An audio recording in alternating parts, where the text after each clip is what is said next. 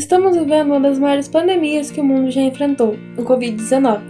Desde que entre os anos de 1918 a 1920, a gripe espanhola foi a maior que afligiu a humanidade, com cerca de 50 milhões de mortes. O Covid-19 é um vírus que infecciona os pulmões, coração, fígado e rins.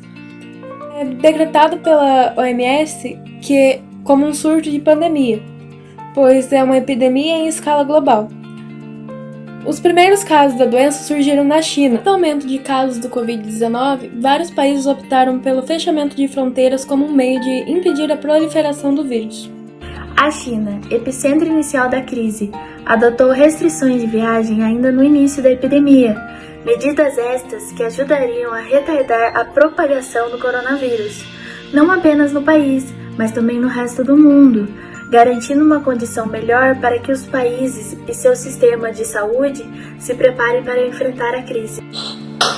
Ainda assim, o avanço do vírus já era de conhecimento em escala global no mês de fevereiro, pelo que houve falha por diversos países em não implementar uma política de controle rigorosa nos aeroportos, como medida de controle para barrar a entrada do vírus.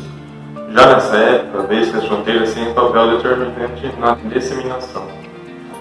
Assim, conforme recomendado pela Anvisa, o governo brasileiro, através da Lei nº 13.979, de 6 de fevereiro de 2020, para evitar ainda mais a proliferação do vírus, previa restrição excepcional e temporária da entrada e saída do país, por rodovias, portos ou aeroportos. Isso somadas à imposição de quarentena para os retornados, a proibição de reuniões e atos com grande afluência de público, o fechamento de escolas. Aos 20 de março, através da medida provisória 926, referida lei foi alterada, passando a constar como medida também a locomoção interestadual e intermunicipal. Apesar dessas medidas, após a América Latina se tornar o continente com o maior número de infectados, no Brasil as fronteiras aéreas foram fechadas somente em 27 de março, através da portaria número 152, a qual estende por 15 dias, excepcionalmente a entrada ao país dos estrangeiros da Argentina, da Bolívia, da Colômbia, da Guiana Francesa, do Paraguai, do Peru e do Suriname, podendo desembarcar apenas os brasileiros nativos ou naturalizados, imigrantes com residência definitiva e milhares de brasileiros, o profissional estrangeiro em missão a serviço do organismo internacional, desde que devidamente identificado, e o funcionário estrangeiro acreditado junto ao governo brasileiro. A República Oriental do Uruguai ainda disse que os governos analisam a melhor solução para a liberação das fronteiras no mundo.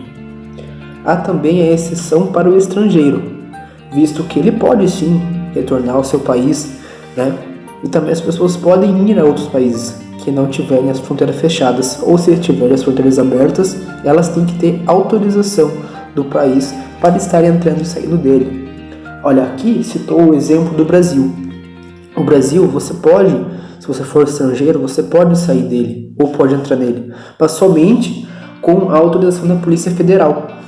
Hoje são mais de 5.803.417 casos no mundo do coronavírus.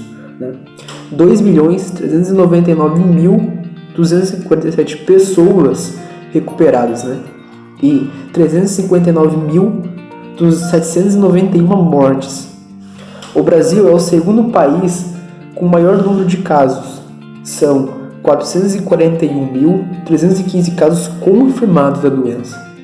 195.473 recuperados e 26.788 mortes, sendo que a maior quantidade de casos estão no estado de São Paulo, com 89.483 casos confirmados e 6.712 mortes.